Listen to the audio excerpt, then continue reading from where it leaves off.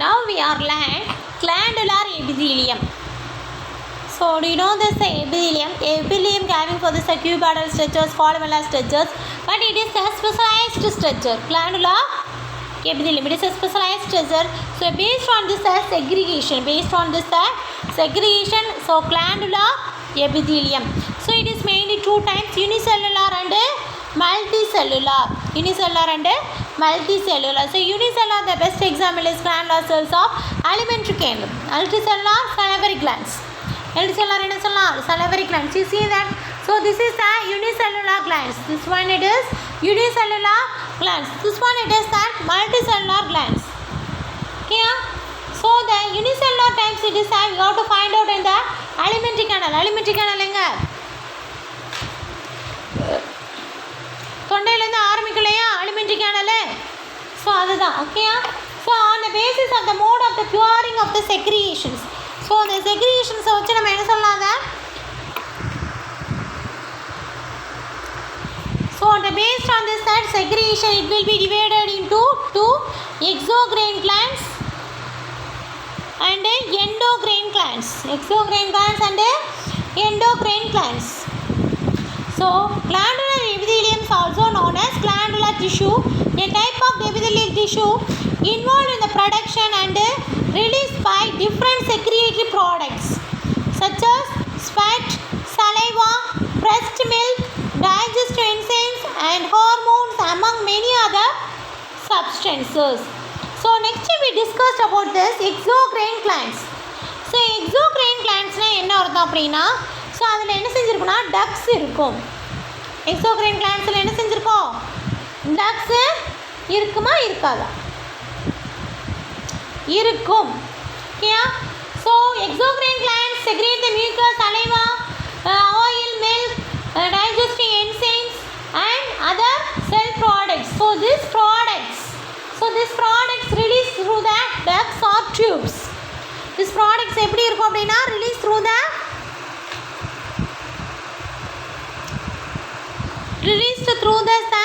ducts or tubes. Ducts or tubes என்ன அர்த்தம்? A gland that makes substance such as நமக்கு வேர்வை வடியும் இல்லையா? வேர்வை வடியும் போது நம்ம என்ன செய்யும்? நம்மளோட வேர்வை துளைகள் வழியாக தான் என்ன செய்யும்? நம்மளோட தோலில் இருக்க துளைகள் வழியாக வலியும். சியாஸ் நம்ம அழுகிறோம் இல்லையா? நம்ம கண்ணில் இருக்க நம்ம கண்ணை திறந்தது என்ன செய்கிறோம்? அழுகிறோம். ஸோ அந்த கண்ணில் இருக்க ஹோல்கள் துளைகள் வழியாக வெளியே வருது. மில்க் எனக்கு ஃபீட் பண்ணுவாங்க இல்லையா? ஸோ நம்ம உடம்புல சர்ஃபேஸ் ஆஃப் த பாடியில் ஹோல்ஸ் இருந்தால் அதன் மூலியமாக வெளியே வரும் இல்லையா? ஹார்மோன்ஸு, செக்ரீஷன் பார்ட்ஸு, இதெல்லாம் என்ன சொல்லுவோம் அப்படின்னா நம்ம எக்ஸோக்ரைன் கிளான்ஸ். இதோட part is a function of this exocrine glands. Surface of the பாடியில் இருக்கும். Okay? And digestive juices releases through the duct opening to the body surface. நம்மளோட பாடி சர்ஃபேஸில் அந்த ஓப்பனிங்ஸ் வந்து இருக்கும். ஸோ எக்ஸாம்பிள்ஸ் என்ன சொல்லலாம்? Sweat glands. ஸ்வெட் கிளான்ஸ் என்னது? வேர்வை வெளியே வரும் இல்லையா? லாக்ரிமல் கிளான்ஸ் அழுகுறோம் இல்லையா? தண்ணி கண்ணீராக வரும் இல்லையா? அது.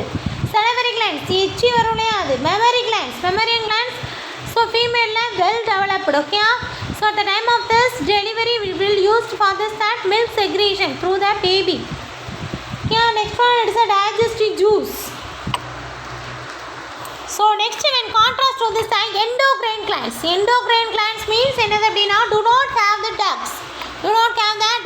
So the secretion hormones என்ன செய்யும் அப்படின்னா directly into the blooding path of gland.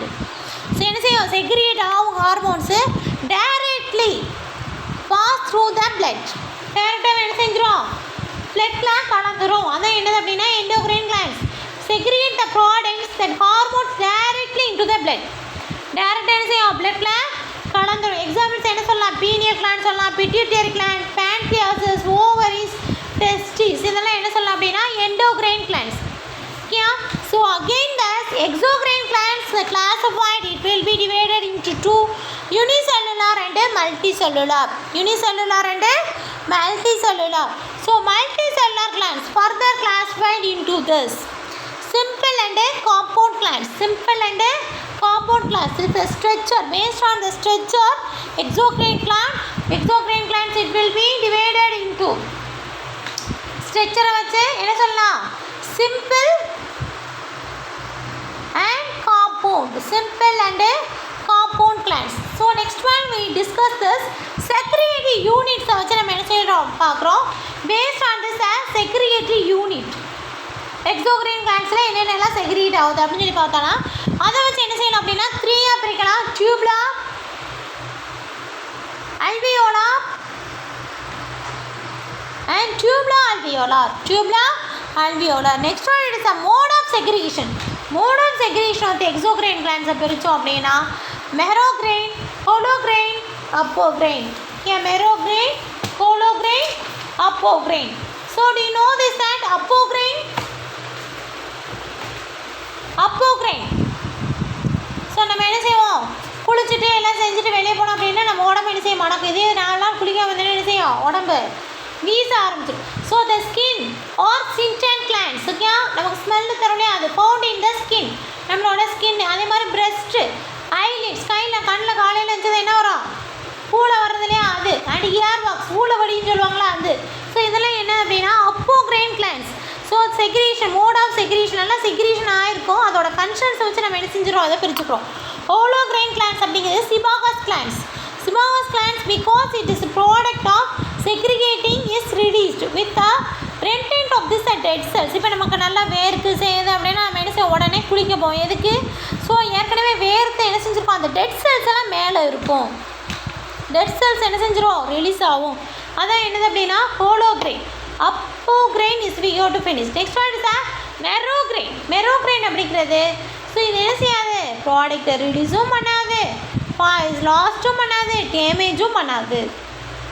Okay, the gland releases its product as the part of gland is lost or any damage it. எந்த டேமேஜும் பண்ணாது. ஸோ இது என்னது அப்படின்னா glandular epithelium. Okay, next we discussed about this compound epithelium. So you know that compound meaning multi. Okay, compound meaning multi. So it is made up of this more than one layers. More than இப்போ வரைக்கும் நம்ம பார்த்ததெல்லாம் என்னது, single layer. It is made up of this single layer. Humus epithelium made up of this single layer. எல்லாமே single லேயராக பார்த்தோம். இப்போ என்ன பார்க்குறோம் அப்படின்னா compound epithelium. So it is secreted limited role of secretion and absorption. A limited number it having for this lot of layers are here. Okay, large number of layers are here. அப்போ each layer it perform for this one special functions. So the compound epithelium may be stratified and transitional. So next main function என்னன்னா it will give this a protection against chemical and mechanical stresses. இப்போ நம்ம தலையில் வேகமாக அடிக்கும், அடித்தாலும் உள்ளே இருக்க tissues என்ன செய்யாது, டேமேஜ் ஆகாது. ஏன்? So first one it's mechanical stress. Mechanical stress வந்தாலும் சரி, கெமிக்கல் ஸ்ட்ரெஸ் வந்தாலும் என்ன செய்யும், அந்த டிஷ்யூஸ் வந்து தாங்கி பிடிச்சிக்கிடும். அதனால் என்ன செய்யாது, it's not easily injured for that. ஈஸியாக என்ன செய்ய முடியாது, இன்ஜூர்ட் பண்ண முடியாது. So they cover the dry surface of the skin. நம்மளோட ஸ்கின் என்ன செஞ்சுருக்கோம், கவர் பண்ணி இருக்கும். Next the moist surface of the buccal cavity. எப்போ பார்த்தாலும் பக்கல் கேவிட்டி என்ன இருக்கும், ஈரமாக இருக்கிற மாதிரியே இருக்கும். ஸோ நீ எதில் பார்க்கலாம் அப்படின்னா ஆடெல்லாம் வெட்டுறாங்க இல்லையா, அதோட பக்கல் கேவிட்டி பார்க்கலாம், ஃபேஸஸ் பார்க்கலாம், lining of the ducts, salivary glands, pancreas, இது எல்லாமே ஃபுல்லாகவே என்ன செஞ்சுருக்கோம், மாய்ஸ்ட் கண்டிஷன்ஸோடு இருக்கும். Okay, so next one it is there are 4 types of compound epithelium is here.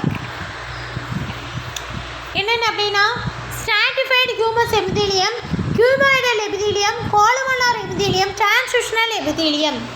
Stratified humus epithelium, cuboidal epithelium, columnar epithelium, transitional epithelium. Okay, stratified humus epithelium. Stratified humus epithelium again it will be divided into 2, keratinoid type and non-keratinoid type. Keratinoid type means dry epidermis of the skin. So எங்கெங்கெல்லாம் dry epidermis இருக்கோ that means skin. இங்கே epidermis சொல்கிறது எது, skin. So keratinoid type. Non-keratinoid type means so moist ending. So ட்ரையாக இருக்கிற ஏரியாவை என்ன சொல்லுவாங்கன்னா keratinoid சொல்லுவாங்க. மாய்ஸ்ட் கொஞ்சம் ஈரமாக இருக்கிறது என்ன சொல்லுவாங்க அப்படின்னா நான் keratinoid types. எங்கே இருக்கும், oesophagus, mouth, conjunctiva of the eyes and vagina. பார்க்குறதுக்கு அப்படியே தண்ணியாக இருக்கிற மாதிரி இருக்கும். Okay, so non-keratinoid type. So next one is a stratified cuboidal epithelium.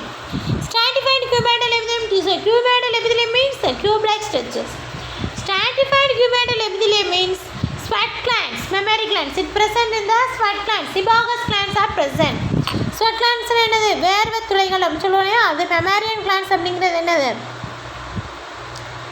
So it present mammalian glands present in the chest region. Okay. So next one is a stratified columnar epithelium. So it is a limited distribution in the body. So particularly phrase,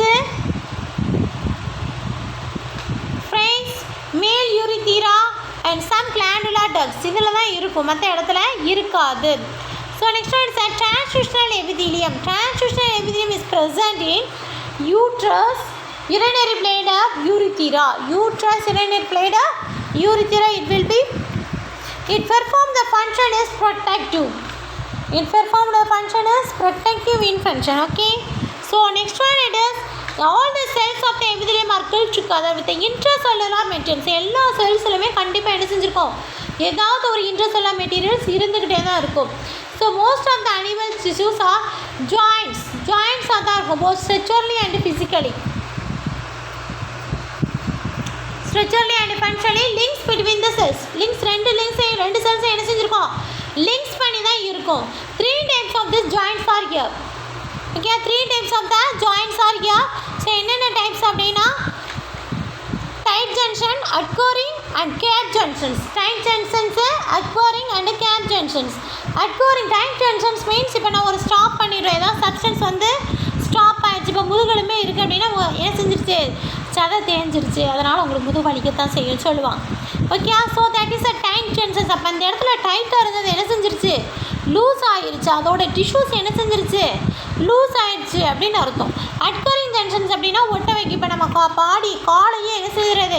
மேலே இருக்க படம் கீழே இருக்க படம் என்ன செய்கிறது? ஒட்ட வைக்கிற மாதிரி. It is a cementing like of substance. Okay. Neighbouring cells. Cementing of that's are neighbouring cells.